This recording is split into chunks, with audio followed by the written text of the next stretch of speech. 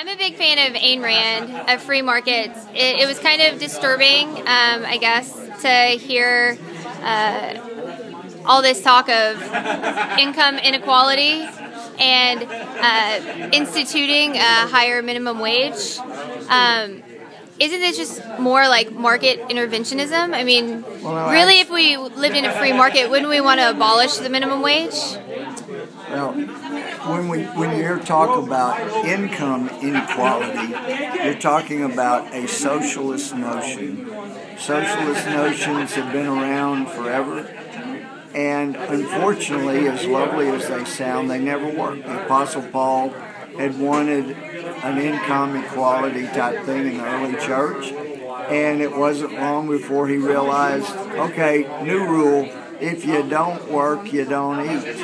The Pilgrims, you read the Pilgrims Compact, it's a beautiful agreement among the people to bring into the common storehouse, and share equally. They don't come out and say from those who have to those who need, according to their needs, but after that first brutal winter when so many died and they didn't have adequate food, they decided to try something new, novel, called private property. And you worked your own land, you produced what you would use, and they were amazed at the results. There was so much more productivity. If you're going to use the socialized system, have income equality, regardless of the amount of work, the system will fail. Well, but I'm getting more at the crux of President Obama's argument that we should raise the federal minimum wage. Do you, as like a free market champion, would you abolish the minimum wage? I don't have a problem if you want to have some low minimum wage, but it's really not necessary in a true free market because people are going to be paid according to the value that they bring to the business. And if we had a minimum wage, that was more than like $1.25, I wouldn't have been hired in my first jobs. But I was looking for a chance to make anything. I was also looking for work experience, and I got both.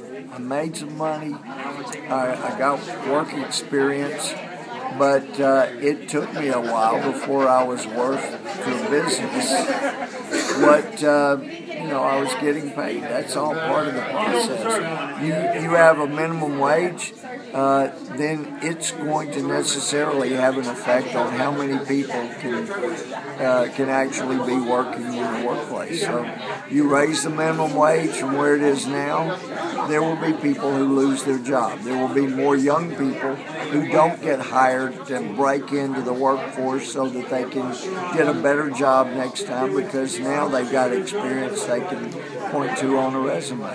But so you definitely wouldn't support raising it. Would you support lowering it? Because you're saying you wouldn't abolish it. Like Louie Gohmert, you wouldn't abolish the minimum wage. But so if you wouldn't raise it and you wouldn't abolish it, your words. But you're not like definitively saying. So I'm just trying to get you on like an answer. I think at this point where it is really irrelevant.